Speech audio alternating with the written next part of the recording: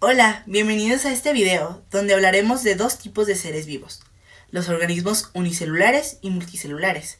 Vamos a explicar qué son, cuáles son sus diferencias, qué funciones realizan y por qué son tan importantes para la vida en la Tierra.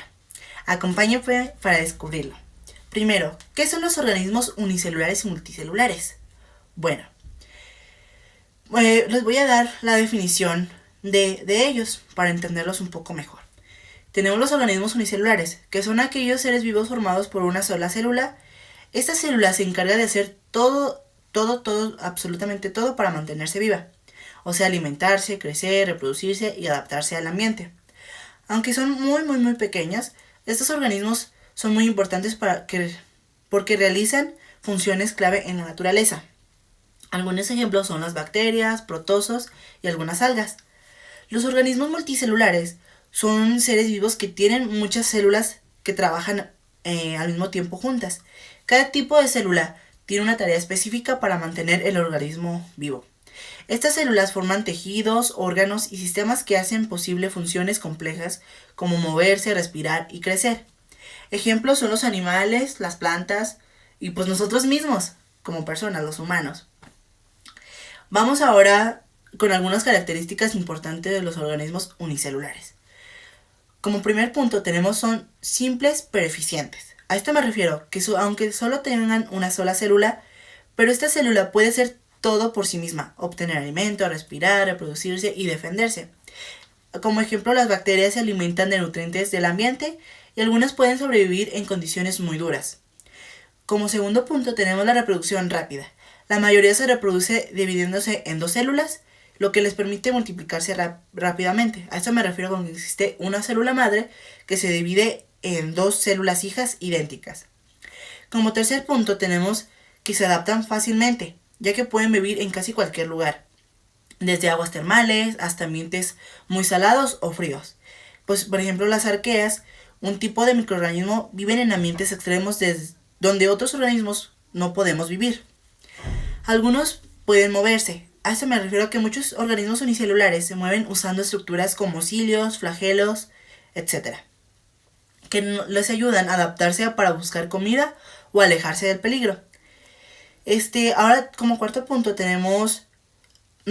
como otro punto tenemos las características de los organismos multicelulares, que estas son más complejas y tienen características muy diferentes, ya que muchas células, por ejemplo, como primer punto tenemos que muchas células están trabajando juntas, están formadas por millones o incluso billones de células.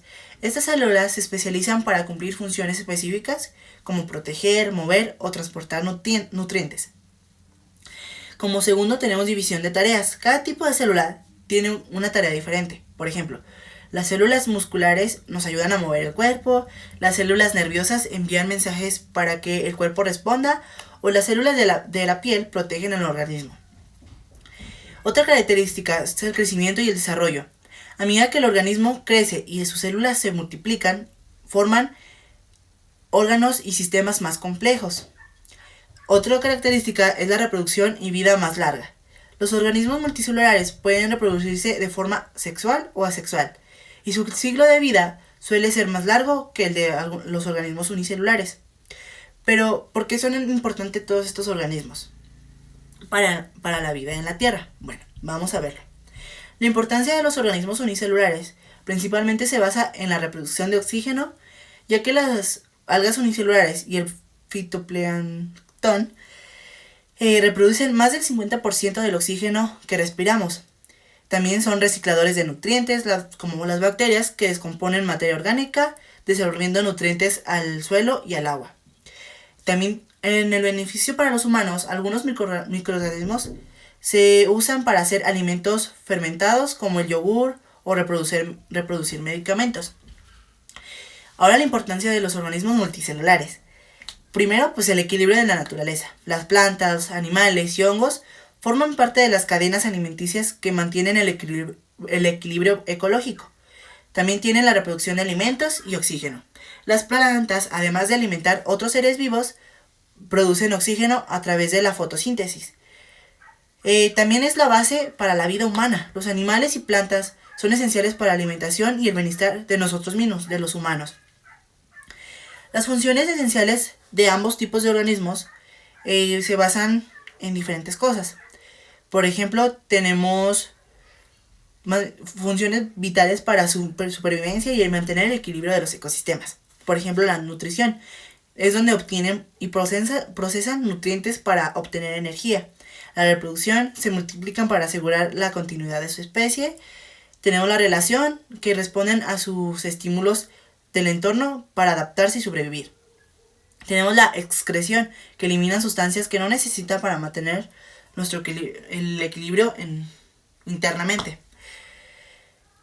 Ahora, pues en resumen, los organismos unicelulares y multicelulares son esenciales para mantener la vida en nuestro planeta. Los unicelulares, aunque pequeños, tienen un impacto enorme en el equilibrio ecológico y en nuestra salud. Por otro lado, los multicelulares nos muestran cómo la cooperación entre células permite desarrollar organismos complejos y funcionales. Conocer y entender que estos organismos nos permite valorar la diversidad de la vida y el papel en el equilibrio en el planeta. Y eso es todo de mi parte. Muchas gracias. Adiós.